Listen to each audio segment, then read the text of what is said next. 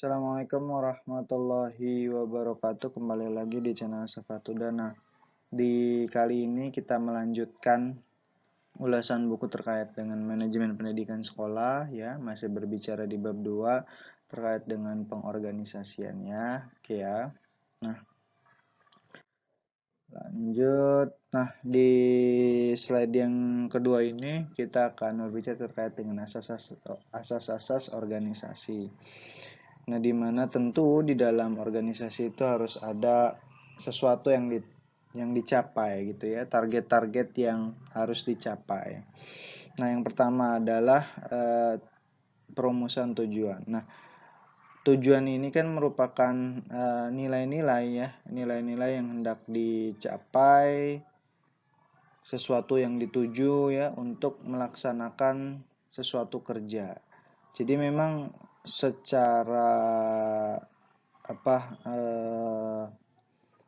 kekinian begitu sangat amat perlu untuk mengetahui atau menuliskan tujuan-tujuan yang harus dicapai sehingga nanti sebenarnya tujuan ini menjadi dasar dari organisasi ya, tujuan dari organisasi dalam berorganisasi. Jadi kalau misalkan di dalam organisasi itu tidak memiliki tujuan, maka boleh dikatakan dia bukan merupakan organisasi, karena kan secara dasar organisasi itu adalah kumpulan dari orang-orang yang memiliki tujuan yang sama gitu ya. Jadi secara sederhana seperti itu, sehingga perumusan tujuan di awal itu menjadi hal yang penting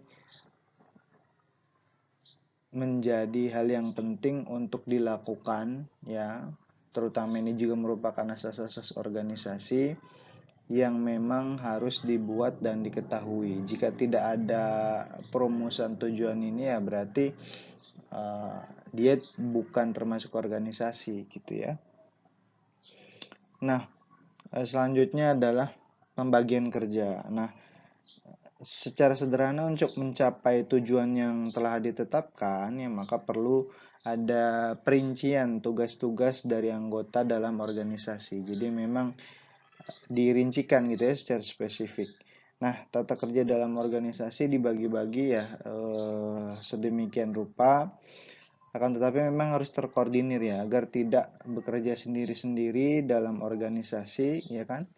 Nah, maka memang harus ada pembagian kerja antara misalkan pejabat-pejabat atau koordinator-koordinator yang bertugas, sehingga memang di dalam proses pembagian kerja ini akan timbul efektivitas dan efisiensi di dalam mencapai tujuan. Jadi bukan hanya sekedar pembagian tugas, tetapi juga dilihat juga bagaimana masing-masing individu, masing-masing anggota di dalam organisasi memiliki potensi, memiliki kelebihan-kelebihan yang harus disalurkan atau harus dipetakan gitu, sehingga ini akan menjadi kekuatan yang baik dan bagus ketika pembagian kerja ini tepat ya. Maka asas dari organisasi terkait dengan pembagian kerja juga merupakan peran penting bagi seorang leader ya di dalam organisasi untuk mengidentifikasi atau mengamati atau mengetahui dengan baik setiap kemampuan dari anggotanya masing-masing, sehingga pembagian kerja ini akan berjalan dengan baik ya, akan terlaksana dengan baik begitu ya. Nah, selanjutnya adalah pelimpahan wewenang. Nah, pelimpahan wewenang ini kan kalau misalkan kita melakukan tindakan ya yang diperlukan agar tugas-tugas dapat diselesaikan dengan baik. Jadi memang secara sederhana untuk wewenang gitu ya,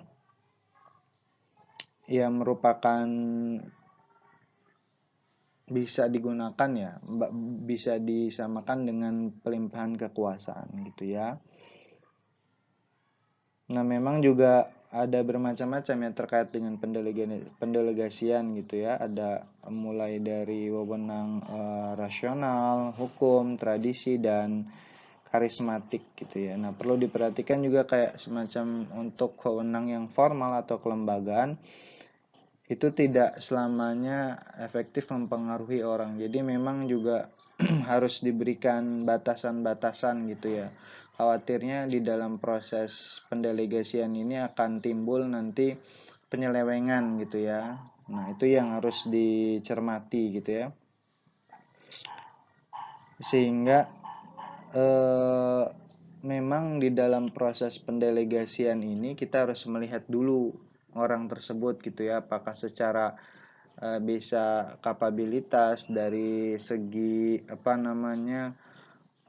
pengalaman di dalam bekerjanya begitu, sehingga di dalam proses pendelegasian ini akan efektif gitu, karena anggota dari organisasi akan melihat siapa yang didelegasikan. Kalau misalkan anggota itu menilai bahwa orang yang didelegasikan itu, mohon maaf, misal kapabelnya itu misalkan kurang dari anggota-anggotanya, maka itu secara sederhana ya itu akan tidak efektif pendelegasian itu. Maka itu menjadi pertimbangan yang harus dilakukan oleh leader ketika mendelegasikan gitu ya.